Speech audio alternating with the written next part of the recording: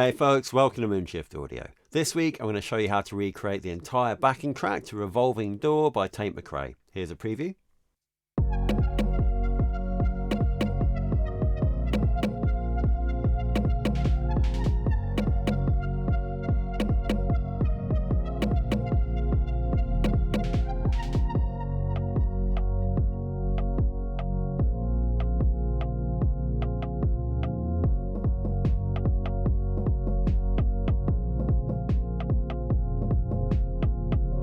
I feel like this track was a bit of a departure from Tate's usual sound, and I really like the minimal drums and all those really nice washed out synth lines in the background. It's interesting, unusual, but still driving, and it leaves loads of space for her signature bright vocal to sit on top. Before we get stuck in, I'm just going to introduce myself quickly. My name's Jack. I'm a producer and a mix engineer based in the UK. If you'd like to hear how I can help you take your songs from sort of half finished or almost there to the point where you're actually excited and ready to release them, you can get in touch at moonshifaudio.com or leave a comment down below. I put out a new video every week, so please do like and subscribe. But for now, let's take a look at this backing track. I made this in Cubase, but it's worth mentioning there's nothing in this tutorial that wouldn't translate well to any other software. Okay, here we are in the session, and the first sound in this track is probably the most unusual. It's this weird kind of pitch bent, wobbly kind of pad sound. It sounds like this.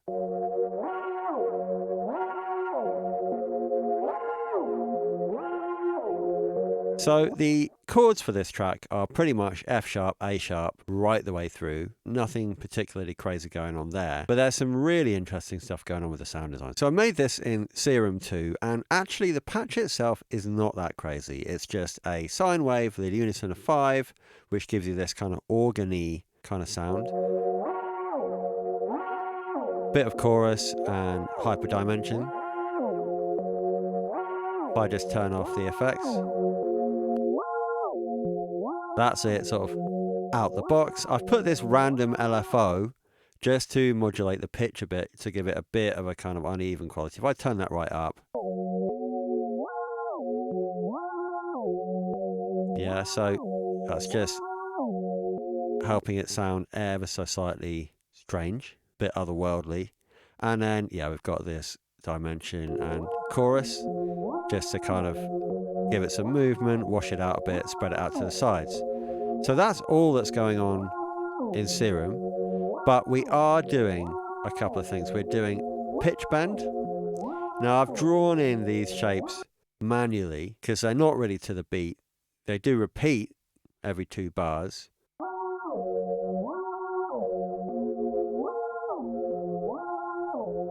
So there's your pitch bend going up an octave. Then I've thrown onto this a little alter boy, and I've copied the same automation so that the formant is also adjusted. Got a little bit of drive on here, which roughs it up nicely. And there are ways that you could sort of effectively manipulate the formant or do something very similar within Serum, but little alter boy is quite dirty in the way that it works, especially on stereo material. And in this case, I thought it really suited it well. So as the pitch goes up, the formant is bent on little alter boy. Got an EQ, just scooping out the lows, taking out a little bit of presence frequencies. Then a delay.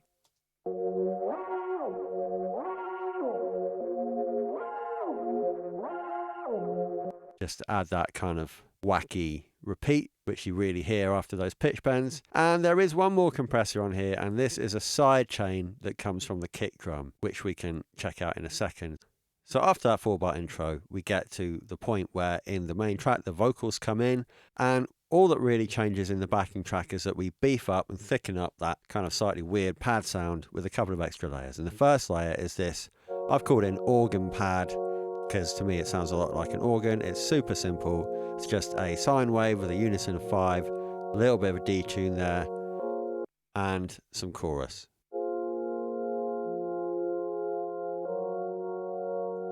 That's it. I'm EQing out, putting a nice big boost in the mids, because it's a very MIDI track, and there's a compressor on this, which is sidechained from the kick drum.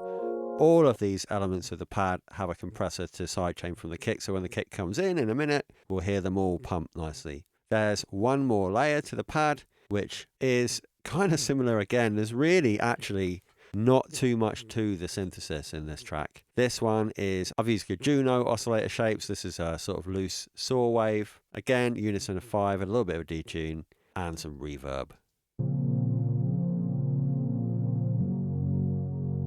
Lovely, warm, thick, analog kind of sound. And this one you can see here I'm using to fill out the bass. Looking at it now, I'd say actually we could probably get away with a compressor. So I'm just going to drop a Pro C on there, just to hold that in place slightly. But if we listen to these layers together,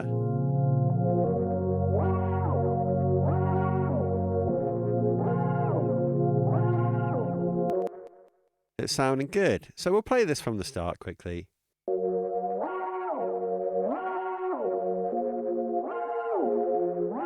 Here's the vocal coming in. Lovely bit of depth, fullness and body from those extra layers. And now we'll get the drums coming in.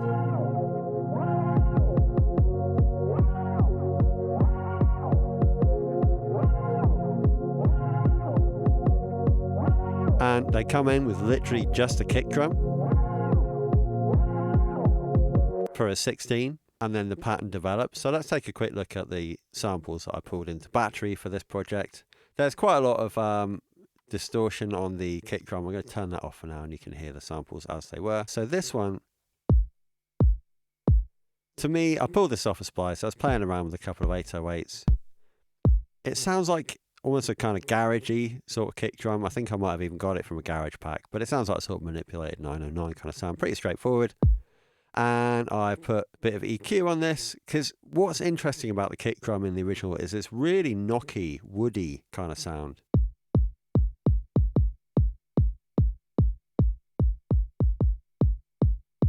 And then I put a decapitator on there, just to kind of really rough that up, which helps it kind of cut through the mix. And I'm pretty sure that I will have pulled the tone slightly towards the darker side, which is an unusual move for a kick drum. Often you want to brighten it up to help it cut through the mix, but this mix, particularly the instrumental, is so kind of warm and muffled. I really, really like the slightly unusual kind of tonal balance on this. It's quite a bold move, I think, from Tate's producer on this, but it really paid off. So we'll take a listen to this drum pattern, and this is like really, really subtle stuff for what is effectively still the intro to the track, really.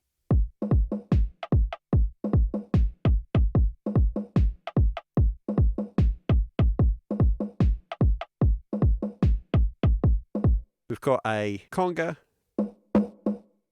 This is actually 3 versions of the same sample. I just dropped it onto different pads to give me different volumes, essentially. This one, you can see I pushed the volume a bit higher there.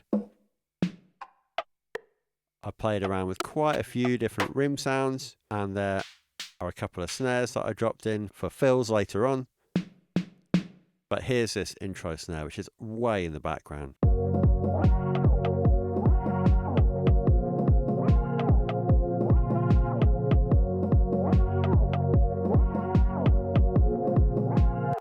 And all the way through this track, you've got this kind of button, kind of motif going on with the drums. And it moves between different drums. So you've got it on the conga first, and then on the rim shot.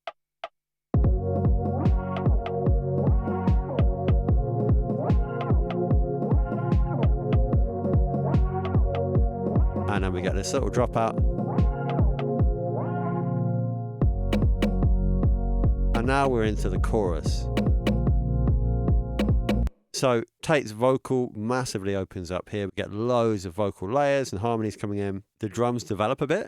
So it sort of steadies out. We've still got the conga, which is that louder version I showed you a minute ago. And we're layering that up with this rim shot, which has got a little fill at the end.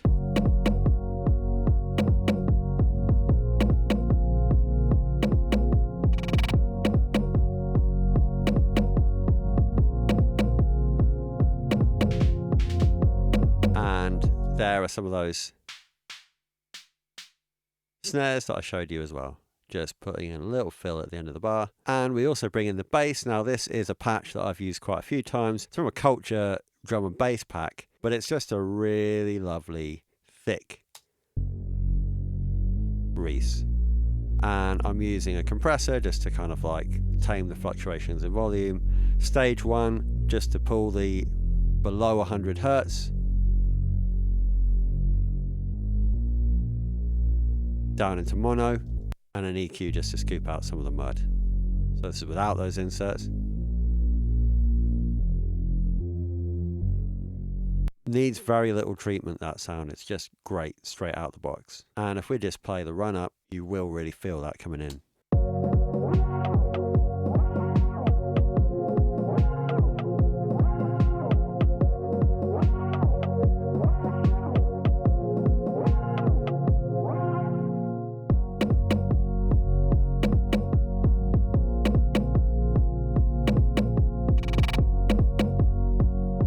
There's that low end thickness.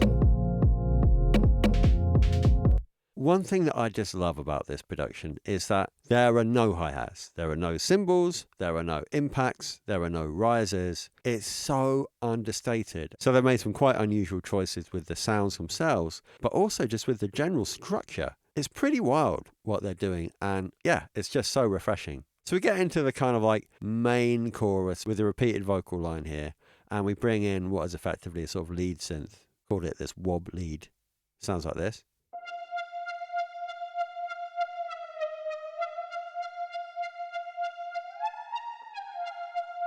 So, nothing wild going on with the notes. A lot of portamento. The time is way up here, which is what's giving us that glide. And it's basically just 3 saw waves. One is tuned slightly up, one's tuned slightly down, and I put this LFO on the filter. This started off as a sort of triangle shape, but just dropping it down like that gives you that nice kind of much more snappy. We've got a few effects on here. There's a sort of dimension expander, which actually I think I've got turned down at the moment. And we've got reverb, quite a lot of that, as you can hear, and a chorus.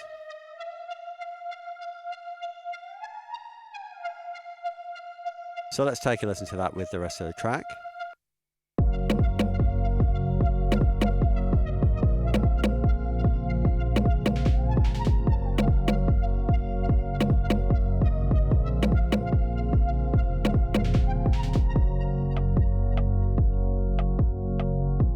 Now at this point the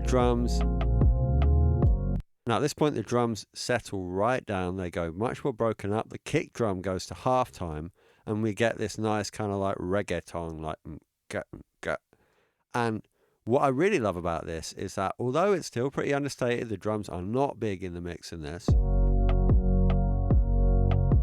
With the sidechain on the bass and those pads, the whole track just changes in energy. We get this really nice kind of like swing to it almost. As those elements duck with the kick. Nice little flourish that I heard in the original track there, which is just a pitch raise, a pitch bend on the bass. So it's simple root notes.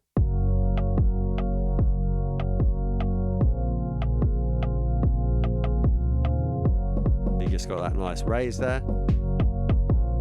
Now we start to bring the drums back in a bit more, and then they drop out again. And this is the break with just this nice organ pad, and now we're back.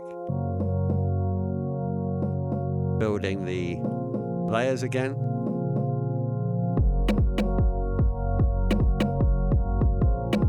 And now we're back into the chorus.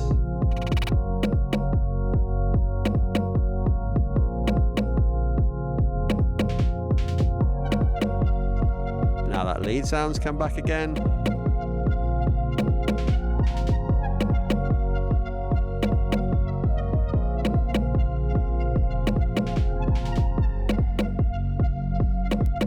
And just to change the energy, they pull out the main pad, so you're just left with a sort of deeper pad. Space for the vocal there. And now it's back for the final choruses. And essentially this is everything we've got here.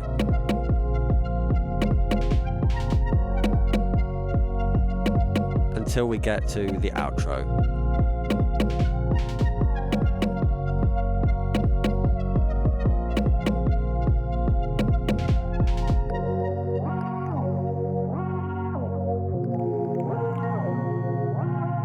So in the outro, we bring back the pitchy pad, we keep the thicker pad, and there's also this new sound, which is a sort of chime sound. And for this, I used a preset from my Retro Serum presets pack called Twinkle Pluck. That pack of presets is free to download. I'll put a link in the description of this video. And I did just add a bit of delay and reverb. So if we look at the notes that this is playing, just some sort of splayed chords there.